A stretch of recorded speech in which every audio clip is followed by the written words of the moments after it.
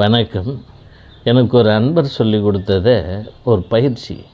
அந்த பயிற்சியை இப்போ நான் உங்களுக்கு சொல்ல போகிறேன். 4 பேருக்கு உபயோகமாக இருக்கும். ஏன்னா அந்த உபாதை, அந்த உடம்புக்கு வர உபாதைங்கிறது எல்லாருக்கும், சின்னவங்க பெரியவங்க எல்லாருக்கும் வரும்.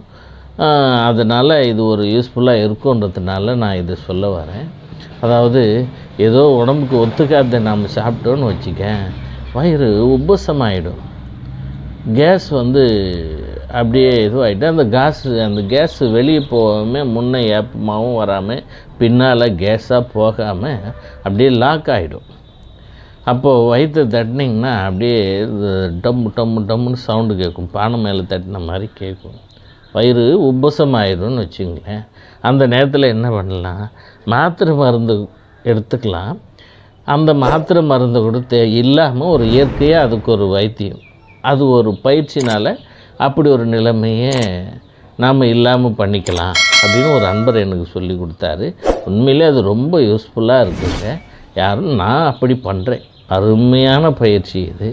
ஒன்றும் இல்லை, நம்ம வாயை திறந்து உள்ளே இருக்கிற காற்று, வயிற்றில் இருக்கிற காற்றை வாய் வழியாக வெளியேற்றுறது தான். எப்படின்னா, நீங்கள் சம்மணம் போட்டு உக்காந்தோ, இல்லை சேர் மேலே உக்காந்துக்கிட்டோ, இல்லை எங்கேயாவது நம்ம போயிட்டுருக்கோம், ரயில்வே ஸ்டேஷன் இல்லை பஸ் ஸ்டாண்ட் எங்கே உட்காந்துருந்தால் கூட சவுண்டு அதிகம், வீட்டில் இருந்தால் சவுண்டு அதிகமாக கொடுக்கலாம். அதாவது காற்று, வயிற்றில் இருக்கிற காற்று வாய் வழியாக வெளியேற்ற சொல்ல சவுண்டு வரும் இல்லையா, அது வீட்டில் இருக்க சொல்ல கொஞ்சம் அதிகமாக சவுண்டு கொடுத்து கூட ஏற்றலாம். எங்கேயாவது வெளியே வெட்ட வெளியில் நாம் பண்ணும்போது சவுண்டு திட்டமாக கொடுத்து கூட பண்ணிக்கலாம். இது பாருங்கள், அது ரொம்ப ஈஸியான மெத்தடு.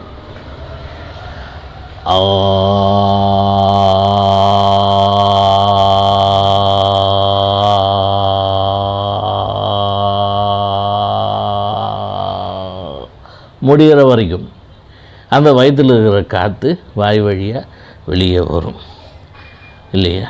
அருமையான பயிற்சிங்க இது. இது மாதிரி அடிக்கடிக்கு நம்ம செய்தோம்னா அந்த காற்று ஈஸியாக வெளியேறிடும். அதாவது இதை ரொம்ப நேரம் செய்கிறவங்களுக்கு உடம்பு ரொம்ப ஆரோக்கியமாக இருக்குதுன்னு அர்த்தம்னு சொல்லுவாங்க.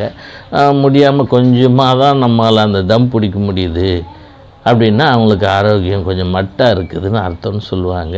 அதை நம்ம செய்ய நமக்கு தானாக அந்த பயிற்சி ரொம்ப ஈஸியாகிடும். எல்லாரும் செய்யலாங்க. அதாவது மருந்தில்லா மருத்துவத்தில் இதுவும் ஒன்று. எப்படி